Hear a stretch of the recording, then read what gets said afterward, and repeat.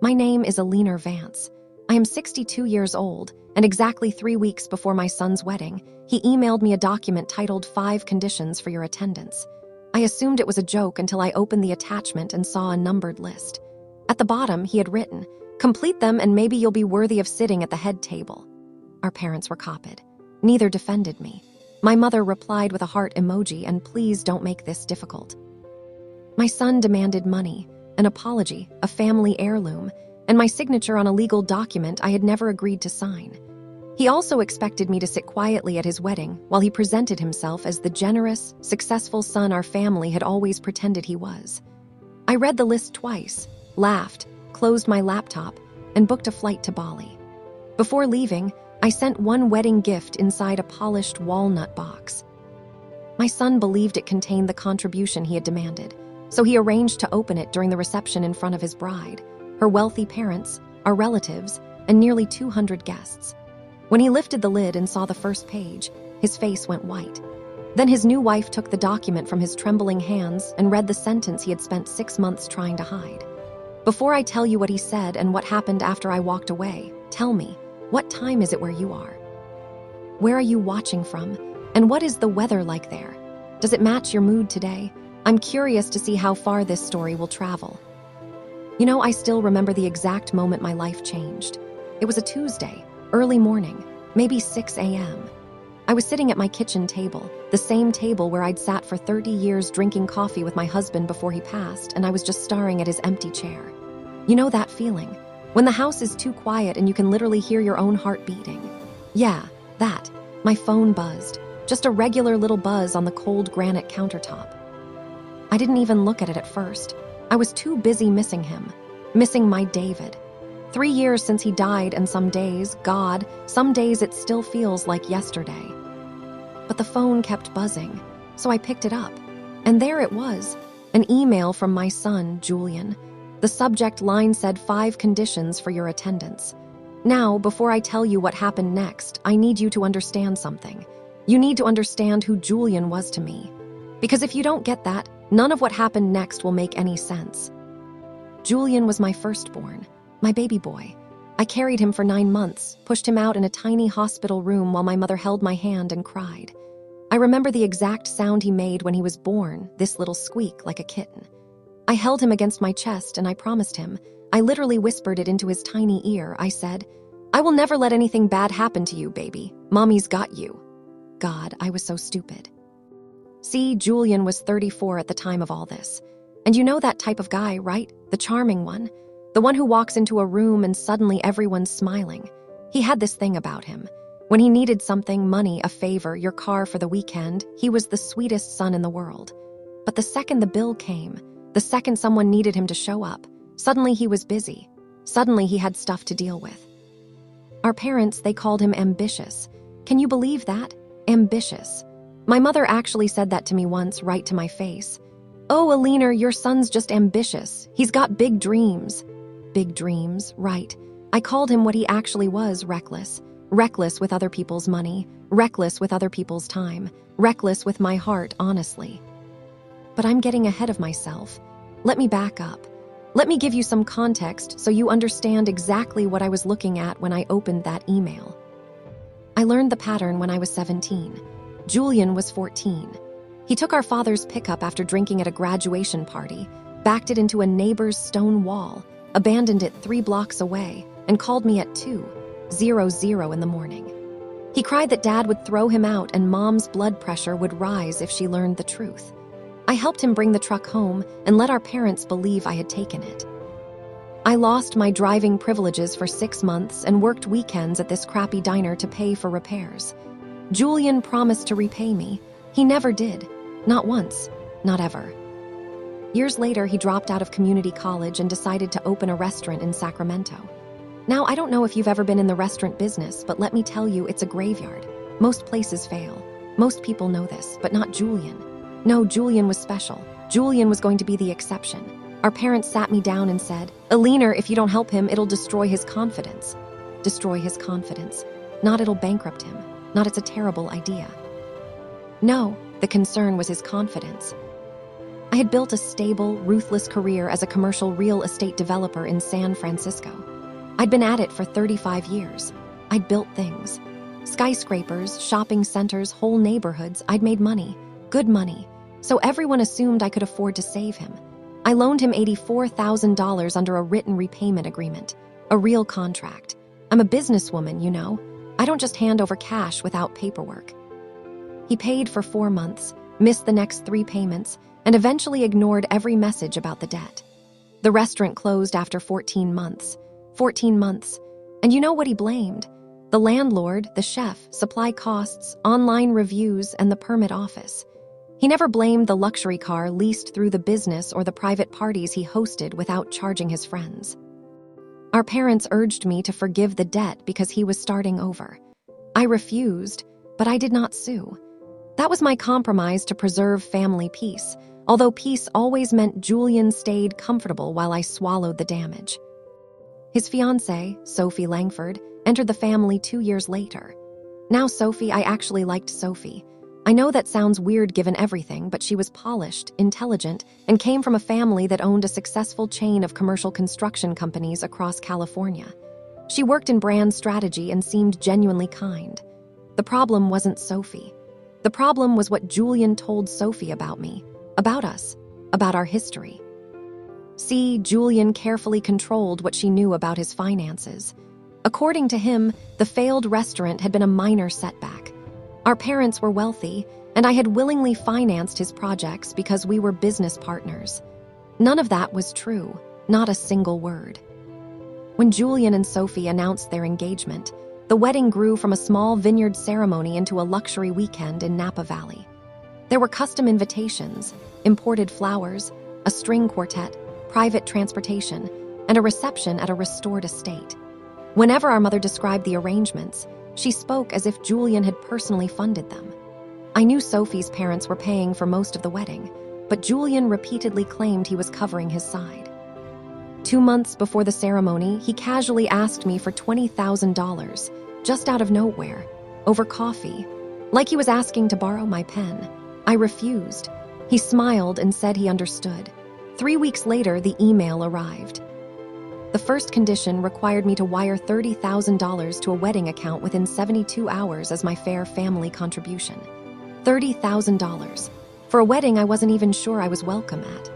The second required me to sign a release permanently forgiving the $84,000 restaurant loan. $84,000. That's not pocket change, people. That's a down payment on a house. That's a year of property taxes. That's real money. The third ordered me to give our late grandmother's sapphire bracelet to Sophie at the rehearsal dinner because Julian had already promised it as a wedding heirloom. Now that one hurt. That bracelet was my grandmother's. She'd worn it on her wedding day in 1923. My mother wore it. And when she died, she left it specifically to me. Not to Julian, not to my sister, to me. It was the only thing she'd left me personally. And Julian wanted it, for his fiancée. As if it was his to give. The fourth condition stated that I had to wear a taupe dress chosen by the wedding stylist, attend without a guest, surrender my phone during the ceremony, and sit near the service entrance because Julian feared I might create uncomfortable conversations with Sophie's relatives. The service entrance. Like I was the caterer. Like I was the help. The fifth required me to read a prepared apology, admitting that my jealousy had damaged Julian's confidence, declaring the restaurant debt a misunderstanding, and praising him for becoming the man our family always believed he could be. Beneath the list, Julian wrote, "There will be no negotiation. This is the most important weekend of my life, and I won't allow your bitterness to contaminate it." Worthy, my own son called me unworthy. I'm sorry. I still get emotional about this. It's been over a year now, but you know how some wounds just never fully heal. They scar over, but they're still tender if you press on them. Yeah, this is like that. Dad replied 11 minutes later, "Your son deserves one weekend without conflict." Mom added, "Do these 5 things and we can finally move forward as a family." I stared at the messages until my hands stopped trembling. Then I opened the attached release. It did more than erase Julian's debt. Buried on page 4 was a clause stating that I acknowledged and approved all prior financial commitments made on behalf of the Vance family wedding project. The language was deliberately broad. Julian was not simply asking me to forgive the past. He was trying to make me legally responsible for something I had not discovered yet. I forwarded everything to my best friend, Mia Torres, with one sentence. "Tell me I'm not imagining how wrong this feels." She called immediately. Mia had known me since college and never confused silence with kindness. When she reached the clause about prior financial commitments, her tone changed. She worked in corporate accounting and understood how dangerous vague language inside a legal release could be. She told me not to sign, reply, or warn Julian that I was suspicious. Then she asked whether I had checked my credit report recently. I had not. I logged into all 3 credit bureaus while she stayed on the phone. My mortgage and credit cards looked normal. Then I noticed a business inquiry from a lender I had never contacted. It had been made 6 months earlier under an LLC called Cedar and Stone Events. I searched the California Business Registry. Julian was listed as managing member. My name did not appear publicly, but the address connected to the inquiry was my former apartment, a place Julian had visited many times. Mia told me to call an attorney. I contacted Priya Shah, the lawyer who had prepared the restaurant loan agreement. Priya instructed me to send every document and avoid speaking to my family. With my authorization, she contacted the lender's fraud department. They confirmed that a business credit line had been issued with me listed as a personal guarantor. The original limit was $100,000. It had later increased to $117,600. Nearly all of it was gone. Priya arranged an emergency video meeting. The application appeared to contain a scanned copy of my signature, tax documents I had once given Julian for the restaurant loan, and a statement claiming I owned 30% of Cedar and Stone Events. I had never heard of the company until that day. The transaction history showed payments to the Napa estate, a floral designer, a transportation company, a jewelry store, and the agency that built Julian and Sophie's wedding website. There were also payments to Julian's personal credit card and Porsche lease. You know what that moment feels like? When you realize your own child, the baby you carried, the kid you stayed up with when he had fevers, the boy you taught to ride a bike, you realize he's been stealing from you. Not just money. He's been stealing your identity, your name, your future. It's a specific kind of pain. It's not anger, not at first. It's just this hollow feeling, like the floor's been pulled out from under you. But then the anger comes. And when the anger came, everything clicked. Everything made sense. The release he demanded could have allowed him to argue that I had approved those expenses. My signature would not erase the fraud, but it could complicate the investigation and buy him time. Suddenly, all 5 conditions made sense. The $30,000 would cover the overdrawn wedding account. Forgiving the old debt would eliminate my strongest claim against him. The bracelet supported the wealthy family image he had sold to Sophie. The humiliating seat and controlled appearance would keep me visible, but silent. The apology would create witnesses who heard me call our financial conflict a misunderstanding. Julian had designed a weekend in which I would help validate his lies. While Priya spoke, another message appeared. "I know you opened the email. Mom is already stressed, so don't punish her with one of your dramatic silences. Sign everything tonight and wire the money tomorrow. If you refuse, I'll make sure everyone knows you tried to sabotage my marriage because no one has ever chosen you. No one has ever chosen you. I'm sorry, I need a second." That one really got me, because he was right. In a way, no one had ever chosen me. Our parents always chose him. Always, every time. But you know what? Reading that message, it didn't hurt the way he thought it would. It clarified everything. Julian depended on shame. He knew I hated public conflict, and that our parents could control me by calling boundaries selfish. He expected me to protest privately and eventually surrender. I took a screenshot and sent it to Priya. The next morning, I froze my credit, changed every financial password, notified my employer's legal department, and filed an identity theft report. Priya helped prepare a dispute for the lender and a police report for suspected forgery. Julian expected an emotional argument. I was building evidence. Mom called 6 times. Her messages shifted from sweetness to anger. First, she claimed that Julian's conditions were necessary because I had been cold toward him. Then she said families should not keep financial score. Later, she warned that my absence would humiliate our parents in front of the Langfords. Her final voicemail asked how she had raised a daughter capable of destroying her brother's happiness, destroying his happiness, not confronting his fraud, not protecting myself from his theft. No, I was destroying his happiness. I almost called back. My old instinct was to explain, calm her, and accept enough blame to restore peace. Because peace in our family was always more important than truth. Instead, I listened again to Julian's message. Our parents had sharpened that weapon every time they asked me to sacrifice something so he would not face consequences. That evening, Mia came over with food and found me sitting beside an open suitcase. Years earlier, I had planned a trip to Bali after a promotion, but Julian's restaurant had missed payroll. I used my vacation savings to cover his employees' final checks and told myself I would travel later. I never did. Mia looked at the suitcase. "Are you actually going?" I opened my laptop, selected a flight leaving 2 days before the rehearsal dinner and clicked purchase. "Yes," I said. "But first, I'm sending him exactly what he asked for." I did not mean I would send the money, forgive the loan, or surrender the bracelet. Julian had demanded a wedding gift large enough to prove my loyalty, and I had found something more valuable than cash, the truth about what he had done. Priya warned me not to turn an active fraud case into a reckless public revenge stunt. I agreed. I would not contact the press, publish accusations, or distribute private records. Everything inside the gift would be a document Julian had signed, a message he had sent, or a legal notice relevant to the people he had deceived.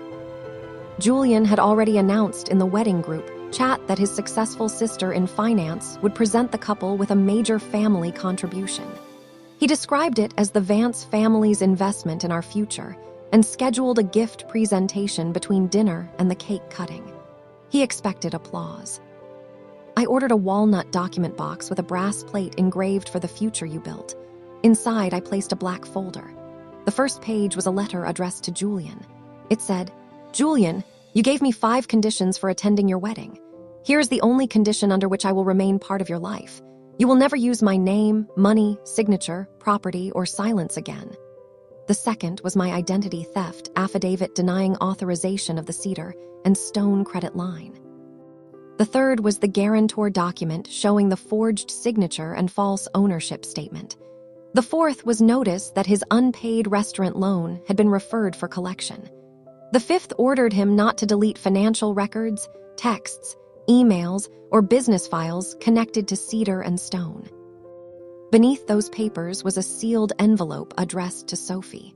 Her name appeared on several vendor contracts, and she had the right to know how the wedding had been financed. Her envelope contained Julian's messages demanding retroactive approval, along with a short letter explaining that I had never agreed to fund the wedding, erase his debt, or give away my bracelet. An encrypted drive, prepared by Priya, contained documents Sophie and her attorney could verify. The final object was the sapphire bracelet. I placed it in its original velvet case beside a copy of our grandmother's, while proving it belonged to me. A note to Sophie read, "Julian promised you something he did not own. I am showing it to you so you understand the difference between a gift and property taken through pressure. The bracelet will return to me after you read this." Inside the lid, I attached one last card. "You asked me to make things right. I did." Before shipping the box, I replied to Julian, "I received your conditions. I will not attend the wedding or complete any requirement for admission. A wedding invitation does not create a debt, erase an existing loan, transfer inherited property, or give anyone permission to humiliate me. A gift will be delivered during the reception. After that, all financial communication must go through my attorney." His response arrived 2 minutes later. "Stop performing, you're coming." Then he called 3 times. I declined every call. His voicemail said, "Elena, this is not one of your office negotiations. You do not get to embarrass me. Mom and Dad have already told everyone you're attending. Sophie's father thinks your contribution is arriving this week. Fix your attitude and call me." Fix my attitude. That revealed another lie. Julian had told Sophie's father the money was guaranteed. Priya sent a limited legal notice to the Lungfkid's company attorney stating that I disputed all financial obligations connected to cedar and stone. Julian did not know yet. Dad appeared at my apartment the night before my flight.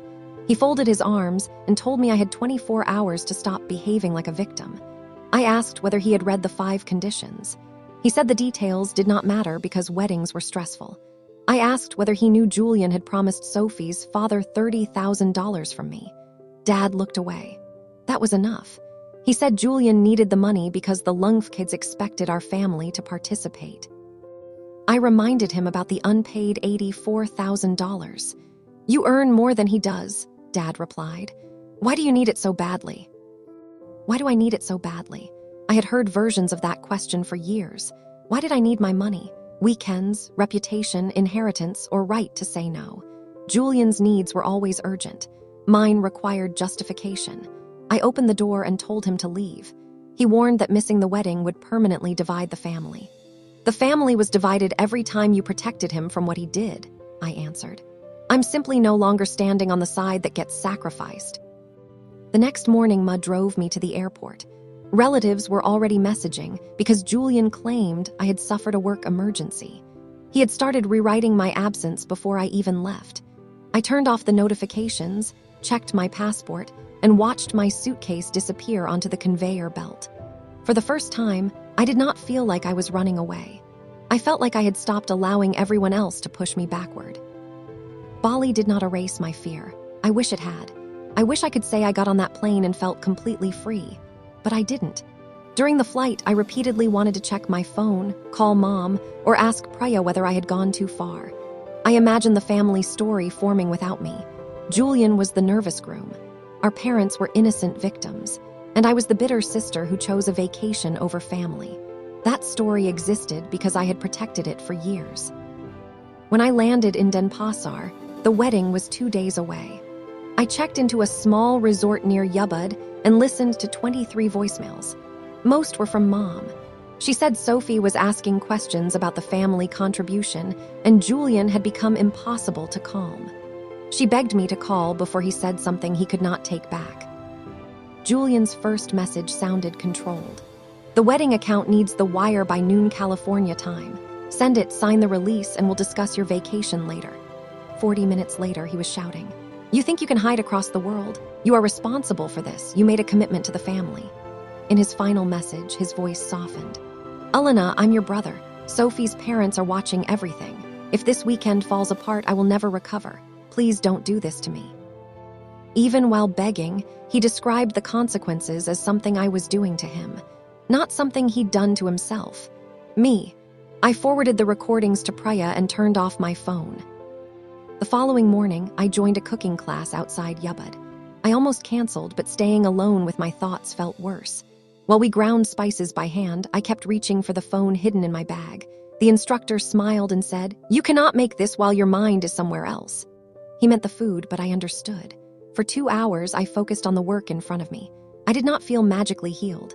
I simply felt present, for the first time in years. When I returned, Sophie had emailed. Julian says you agreed to provide $30,000 and the transfer is delayed because you are upset about your seating assignment. Is that accurate? My father's accounting team needs confirmation. Priya had instructed me not to make unnecessary accusations, so I answered carefully. I did not agree to provide wedding funds. I did not authorize any loan or guarantee for cedar and stone events. My attorney has disputed documents carrying my name. Ask Julian to show you the original authorization. He claims I signed. Sophie did not reply.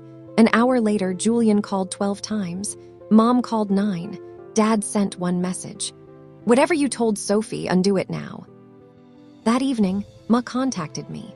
Several cousins had forwarded screenshots from the wedding group chat. Julian had changed the schedule but kept the public gift presentation. He planned to clear up confusion about my absence and had told guests I was traveling for confidential work. Ma asked whether I wanted to stop the courier. I could have canceled the delivery. The investigation would continue privately, and Sophie would receive information through attorneys. I could avoid becoming the villain in every family retelling. Then Ma read another message from Julian. Elena understands that family loyalty comes before personal feelings. Tomorrow, everyone will see how much she supports us. He was using my silence as consent again. Don't cancel it, I said. On the morning of the wedding, Mom messaged that Julian had announced I was gifting the couple enough money for a down payment on a new home. Sophie contacted me again. He showed me a guarantor form with your signature. He says your attorney is creating confusion because you regret the amount. Is that signature yours? Priya approved a direct response. No, I did not sign it, Sophie answered. Understood. I spent the day away from my phone. While walking through a rice terrace, I realized how often I had treated anxiety as evidence of responsibility. Whenever Julian caused a crisis, the person who worried most became responsible for solving it. By late afternoon, I understood that guilt was not always a moral warning. Sometimes it was a habit taught by people who benefited from obedience. The ceremony happened while I ate dinner in Yubud.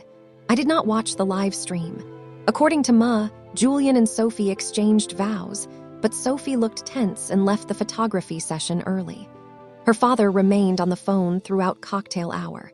The lender's fraud department had contacted his attorney that morning. Julian still believed my gift would rescue him. At 1 p.m. California time, the Walnut box entered the reception hall. The courier's digital confirmation went to Priya. Julian had placed a microphone beside the gift table. He gave a speech about siblings, forgiveness, and supporting family dreams. He told the guests that although I could not attend, my surprise proved I was finally ready to move forward. Then he invited Sophie and her parents to stand beside him. I was asleep when it happened. Later, I learned the details from witnesses, a partial recording, and Julian's voicemails. He lifted the lid, saw the engraving, and smiled. The room applauded. He opened the black folder expecting a check. The first page began, Julian, you gave me 5 conditions for attending your wedding. Here is the only condition under which I will remain part of your life. You will never use my name, money, signature, property, or silence again. Beneath it was the identity theft affidavit. Julian's smile vanished. He tried to close the folder, but Sophie saw cedar and stone events printed across the next page. She reached for it. Julian pulled it away. Sophie's father asked what he was holding. Julian laughed nervously and called it a private family dispute. Then Sophie's sealed envelope slid onto the table. She picked it up before he could stop her. By the time she finished reading the first document, Julian's face had gone white. Sophie did not scream. That made the room even quieter. She stood beside the gift table reading the forged guarantee while Julian whispered that the documents were being taken out of context. Her father asked one question. Did Aliner sign this? Julian claimed I had verbally approved everything and was now using a technicality to punish him. Sophie pointed to my written denial and asked why he had demanded retroactive approval only days earlier. Julian said I was unstable about money. That explanation failed because he had spent months presenting me as a respected financial professional whose support proved his credibility. Sophie's father called the attorney who had already contacted his company. Julian tried to take Sophie's phone. She stepped away and told him not to touch her. Our mother approached the table and said siblings often signed things for one another. She accused me of being vindictive because I disliked losing control. Then Sophie read Julian's message aloud, the one ordering me to sign the release and transfer $30,000 before the wedding. Julian insisted the message had been edited. Sophie's father told him to unlock his phone and show the original conversation. He refused. That refusal destroyed what remained of his story. The reception did not collapse in one explosion. It unraveled through a series of truths Julian could no longer control. Sophie left the ballroom with her mother and bridesmaids. Her father met privately with his attorney. The speeches were canceled. The band stopped after one set. The cake remained untouched. Julian moved between tables claiming I had fabricated the documents because I wanted ownership of his company. Unfortunately, the business registry showed I had never been an owner. The lender's files showed that he used documents taken from the old restaurant loan. Every lie created another question. Dad called repeatedly. When I woke in Bali, I had 41 missed calls. His first voicemail ordered me to tell Sophie the box was a cruel prank. His second accused me of destroying the family's reputation. Later, his anger became fear. The bank had contacted him, too. Julian had listed our parents as secondary investors and claimed they had pledged part of their home equity as backup security. Dad remembered signing one preliminary paper because Julian said it was needed to reserve the venue. Julian had attached additional pages afterward. I sent one message. Speak to an attorney. Do not destroy anything. All communication with me must go through Priya. At the reception, Sophie eventually returned without her wedding ring. Although the ceremony had already taken place, she told Julian she would not leave with him or continue the marriage until a financial investigation was completed. Julian accused her family of caring only about money. Her father replied that the issue was fraud. Then Julian made his worst mistake. He said Sophie's family could easily cover the debt and that he always assumed her father would step in once they were officially family. "That's what families do for each other," Julian answered. It was the same sentence our parents had used on me for years. Spoken before people he could not control, it sounded exactly as selfish as it was. Sophie left with her parents before midnight. Julian remained with our parents and a shrinking circle of relatives. The wedding coordinator eventually asked them to leave after he argued with staff and demanded access to unopened gifts. He also searched for the sapphire bracelet, but the courier had already delivered it to Priya's office. By the time I returned from Bali 12 days later, the consequences had spread far beyond the reception. Sophie filed for an annulment based on fraud and misrepresentation. Her father's company terminated Julian from the business development position he had received through the engagement. An internal review found that he had exaggerated contracts, misrepresented assets, and attempted to use future family investment as collateral. The lender froze the Cedar and Stone account, removed me as guarantor, and referred the suspected forgery to investigators. Priya filed a civil action to recover the restaurant loan, legal fees, and damages connected to the identity theft. Julian attempted to transfer his Porsche lease and several business assets to a friend, but the transactions were easily traced. Our parents initially considered mortgaging their house to rescue him. Then their attorney discovered an email Julian had sent the lender. "My parents sign whatever I put in front of them." That sentence finally made them understand that his entitlement was not limited to me. Julian did not see family as people. He saw us as resources. His first direct message after the wedding said, "You planned this because you wanted Sophie to leave me. I hope Bali was worth destroying your only brother." I forwarded it to Priya. His next message warned that I would regret humiliating him. That also entered the legal file. 4 days later, his tone changed. He offered to forgive me if I withdrew the fraud claim, canceled collection of the restaurant debt, and told Sophie I had verbally approved the guarantee. He offered no apology and no repayment. A week later, he sent a crying voicemail. He said he might lose his condo, career, and marriage. He asked how I could live with myself. I listened once because I needed to hear the final proof that he still believed consequences belonged to the person who exposed him. Then, I blocked him. The legal process lasted nearly a year. Julian eventually accepted a plea agreement involving forgery, fraudulent use of identifying information, and false statements on a lending application. He avoided prison because he had no previous convictions and agreed to restitution, but the sentence was serious. He received supervised probation, community service, financial ethics counseling, and restrictions preventing him from managing certain business or client funds. His condo was sold. The Porsche disappeared. Sale proceeds repaid part of the credit line and part of my original loan. Sophie's annulment was granted. Julian also lost the social circle that had admired the successful image he built with borrowed money. His downfall did not come from a magical paper hidden inside a wedding gift. It came from signatures, account statements, messages, and choices he had made because he believed I would remain silent forever. I stayed in Bali for the full trip. I did not return early to manage the crisis, comfort my parents, or explain Julian to Sophie. At first, doing nothing felt cruel because I had spent years serving as the family's emergency contact. But I was not doing nothing. I had reported fraud, protected my finances, preserved evidence, and placed the case in professional hands. I simply refused to rescue the person who created it. Near the end of the trip, I I visited a quiet temple with a guide who described offerings as expressions of gratitude, not payments demanded in exchange for love. I thought about every sacrifice my family had called a gift. A real gift is freely chosen. It does not come through guilt, threats, forged signatures, or conditions for belonging. Julian had spent years renaming coercion as loyalty. I accepted that definition because challenging it seemed harder than losing money. The wedding taught me that belonging purchased through self-erasure is not belonging. When I returned to California, Mia met me at the airport. There was no dramatic confrontation. I went home, unpacked, returned to work, met with Priya, and rebuilt the parts of my financial life Julian had invaded. The sapphire bracelet remained in a safe deposit box for several months. Eventually, I wore it to dinner on what would have been our grandmother's 95th birthday.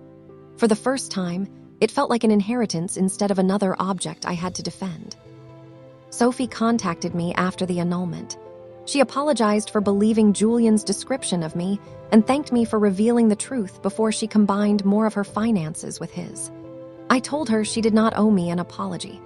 Julian had created different stories for different people, each designed to make questioning him seem disloyal. We did not become close, but we parted with respect. My relationship with our parents was more complicated. Mom initially asked me to withdraw the lawsuit because Julian had already lost enough. I answered that losing benefits obtained through fraud was not unfair punishment. Dad apologized for confronting me at my apartment, but his apology included explanations about stress and protecting the family. I told him I would not accept an apology that excused the same behavior it claimed to regret. We stopped speaking for almost 4 months. During that time, our parents attended counseling. When we eventually met, Dad did not ask me to forgive Julian. Mom did not say blood was thicker than money. They admitted that they had trained me to manage Julian and trained Julian to expect management. They also admitted that calling me strong had often been a convenient way to demand more from me. I did not restore the old relationship. I established rules. They could not discuss Julian's financial problems, deliver his messages, pressure me to reduce restitution, or appear at my home without permission. If they violated those boundaries, I would end the conversation. Mom cried, but I did not change the rules to stop her tears.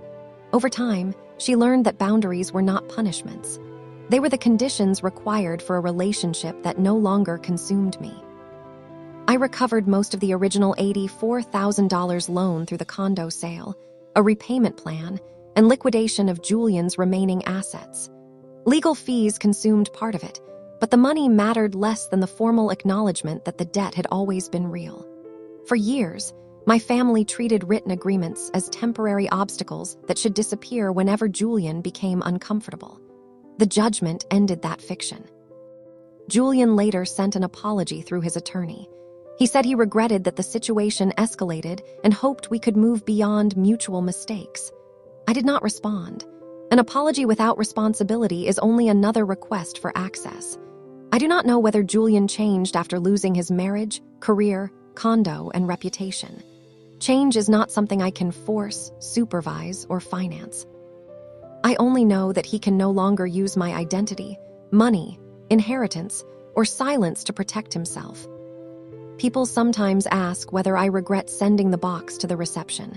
I regret that Sophie learned the truth in front of guests. She deserved privacy, and I told her that. But Julian created the public presentation because he wanted applause for money I never promised. I sent the box to the people directly affected by his deception. He chose the microphone, the audience, and the moment he opened it. My revenge was not screaming, destroying decorations, or delivering a cruel speech. My revenge was refusing to keep secrets that threatened my future. It was allowing accurate documents to speak in the room where Julian planned to use my name as proof of his success. It was boarding a plane while he learned that the sister he considered weak had stopped absorbing his consequences. Bali did not solve my life, but it marked the moment I stopped asking whether protecting myself made me selfish. Sometimes, the person accusing you of destroying the family is simply angry that you stopped holding together a lie that benefited them. Julian gave me 5 conditions for attending his wedding. I gave him 1 condition for remaining in my life: respect my name, my property, and my right to say no. He He failed before the wedding began. So I sent him the truth, left for Bali, and allowed him to open the future he had built for himself. Now, I want to ask you something. If your own family demanded money, silence, and humiliation as the price of belonging, how many conditions would you complete before walking away? Would you attend the wedding, confront Julian privately, or send the same gift I did? Share your honest answer, because someone reading it may need permission to understand that saying no is not betrayal, and protecting yourself is not revenge. Sometimes it is simply the first act of freedom. I used to hold your tiny hand, thinking I could shield you from the rain. Every road felt less uncertain when I saw the world through your eyes. You were softer than the morning light, yet I built you fortresses of stone. And when the winter winds were coming, I would stand between them and you. Time kept moving like the river. You slipped slowly from my arms. But no matter where life took you, you were always a part of my heart. I am a mother. And every step I take, and every time I choose to stand, when it's easier to break, I carry your memory in my heart, your fire inside my soul. And though the years keep moving on, my love still leads me home. You taught me strength is not in yielding, but in standing when it's hard. You taught me how to keep on going when the road grows cold and dark. Every lesson, every story, every laugh around the flame lies within me like an echo calling softly through my name. And when I face my greatest battles, when I feel I can't go on, I can hear your voice beside me saying, "Child, you're stronger than you know." I am a mother. Every step I take, every time I choose to stand, when it's easier to break, I carry your courage in my heart, your fire inside my soul. Although the years keep moving on, my love still leads me home. One day the snow will cover footprints. One day the fire will burn low. But the things a mother gives her child are the things that never go. Not the gold, nor the stories, not the battles that she won, but the quiet way she loved you and the woman you become. I am a mother, and I always will remain. Through every triumph, every loss, through every joy and every pain. The world may change around me. The stars may fade above. But I will always carry with me a mother's endless love. And when they ask me who I am, I'll smile and answer softly, I am a mother.